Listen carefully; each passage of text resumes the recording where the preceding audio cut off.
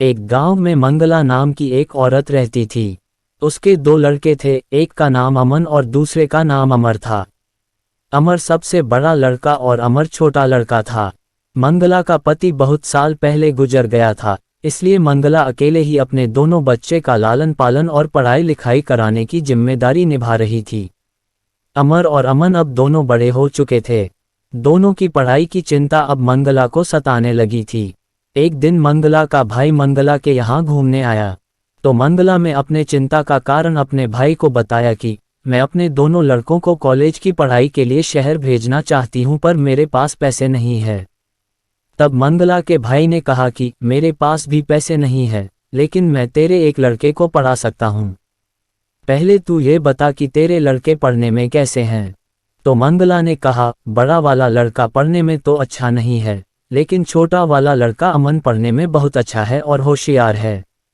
ये सुनकर मंगला के भाई में कहा कि तू दोनों को पढ़ाकर पैसे बर्बाद मत कर, अपने छोटे बेटे को शहर भेज दे, उसकी पढ़ाई का खर्चा मैं देख लूँगा, क्योंकि वह पढ़ने में होशियार है, इसीलिए उसे ही आगे पढ़ाना चाहिए। और तेरा बड़ा लड़का अमर पढ़ने में होशियार नहीं है, तो उसे यही गांव में कोई नौकरी चाकरी लगवा दे।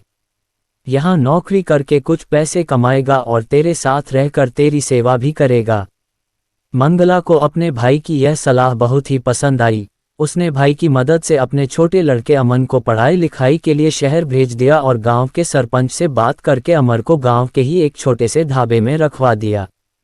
गांव के ही ढाबे में अमर काम करने लगा और थोड़े थोड़े पैसे कमाकर मां की घर चलाने में मदद करने लगा। इधर शहर में अमन की पढ़ाई भी पूरी हो गई और वह शहर के एक बहुत बड़े फूड चेन होटल में मैनेजर की नौकरी पा गया। ये खुशखबरी सुनाने के लिए वह गांव आ गया और अपनी मां और भाई को मिठाई खिलाकर उसे अपने नौकरी लगने की बात बताई। उसने अपने मां को बताया कि उसकी शहर में एक बहुत बड़े फूड चेन होटल में नौकरी लग गई है। मां ने पूछा, ये फूड चेन होटल क्या होता है? तब बड़े लड़के अमर ने बताया कि ऐसे होटल जिनकी शाखा अलग अलग शहरों में खुली होती हैं, ऐसे होटलों को फूड चेन होटल कहते हैं। ये सुनकर मंगला ने अपने छोटे बेटे को खूब आशीर्वाद दिया। अगले ही दिन अमन अपने बड़े भाई और मां को लेकर शहर आ गया और तीनों मिलकर शहर में रहने लगे। एक दिन शाम को काम खत्म करके अमन जब घर आया तो उसने अपने बड़े भाई और अपनी मां को बताया कि आज रात को हमारे होटल के बॉस हमारे यहाँ डिनर के लिए आ रहे हैं। मां ने कहा, ये तो बहुत अच्छी बात है, तू बाजार से सब्जी भाजी ले आओ, मैं उनके लिए खाना बना देती हूँ। तो अमर ने मां को मना कर दिया कि मां, तेरी तबीयत ठीक नहीं रहती है, इसलिए अमन के बॉस के स्वागत के लिए मैं खाना बना दूंगा। अमन अच्छी सैलरी वाली नौकरी करता था, इसलिए वह थोड़ा घमंड में रहता था और अपने बड़े भाई को कम आंका करता था। उसे लगता था कि उसके भाई को कुछ नहीं बनता और वह हमेशा गरीब का गरीब ही रहेगा। अमन ने ताजुब से बोला कि तुम खाना कब सीख लिए, और क्या तुमसे खाना बनता भी है? तब अमर ने कहा, हाँ, मैं गांव में एक छोटे से ढाबे में काम करता था, वहां रहकर मैंने खाना सीख लिया। तुम चिंता मत करो, तुम्हारा बॉस जब मेरे हाथ का बना खाना खाएगा तो उंगलियां चाटता रह जाएगा।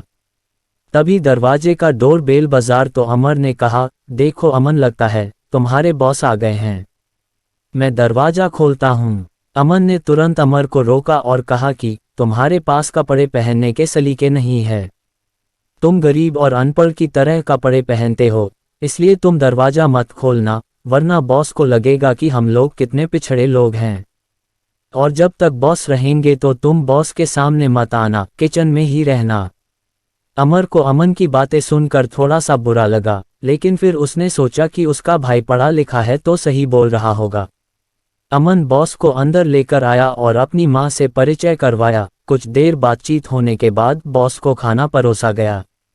बॉस ने खाना खाया तो उसे खाना बहुत पसंद आया और उसने खाने की बहुत तारीफ की। इसके बाद उसने अमन से पूछा कि खाना किसने बनाया है।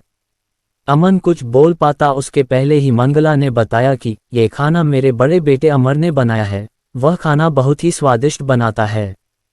बॉस ने अमन की ओर देखा और बोला, तुमने अपने भाई से तो मुझे मिलवाया ही नहीं, मैं तुम्हारे भाई से मिलना चाहता हूँ, वह बहुत ही स्वादिष्ट खाना बनाता है। इसके बाद अमर ने भारी मन से अपने बड़े भाई अमर को बुलाया। अमर के आते ही बॉस ने अमर की खूब तारीफ की और उसे अपने होटल में मुख्य हलवाई के रूप में नौकरी देना चाहा और कहा कि अगले दिन होटल आकर तुम्हें एक स्वादिष्ट खाना बनाना होगा, हम उसे टेस्ट करेंगे और तुम्हारी नौकरी पक्की हो जाएगी। अगले दिन अमर होटल पहुंच गया और एक लाजवाब स्वादिष्ट खाना बनाकर होटल के मैनेजमेंट टीम के सामने परोसा। होटल की मैनेजमेंट टीम ने जब उस खाने को चखा तो उन्हें वह खाना बहुत ही स्वादिष्ट लगा। तभी बॉस ने अमर से कहा कि मुझे तुम्हारा स्वादिष्ट बनाया हुआ ये भोजन बहुत ही अच्छा लगा, लेकिन मुझे दुख है कि तुम्हारा भाई तुम्हें यहाँ नौकरी करता हुआ नहीं देखना चाहता।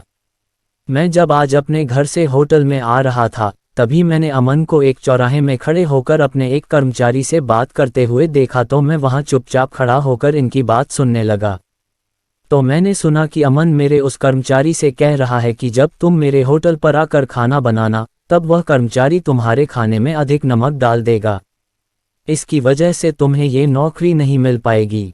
ये सुनकर अमर ने अपने भाई अमन से इसका कारण पूछा तो अमन ने कहा कि मैं इतनी पढ़ाई लिखाई करके यहाँ तक पहुँचा था और तुम बिना पढ़े लिखे यहाँ नौकरी करने वाले थे और मेरे जितना ही वेतन पाने वाले थे। यह मुझे बर्दाश्त नहीं था और मैं चाहता था कि जीवन भर तुम मेरे दिए हुए पैसों में ही अपना जीवन जियो और मेरे प्रति एहसानमंद रहो, इसलिए मैंने ऐसा किया था। लेकिन मुझे अब अपने किए गए इस काम पर पछतावा है, मुझे माफ़ कर दो मेरे भाई।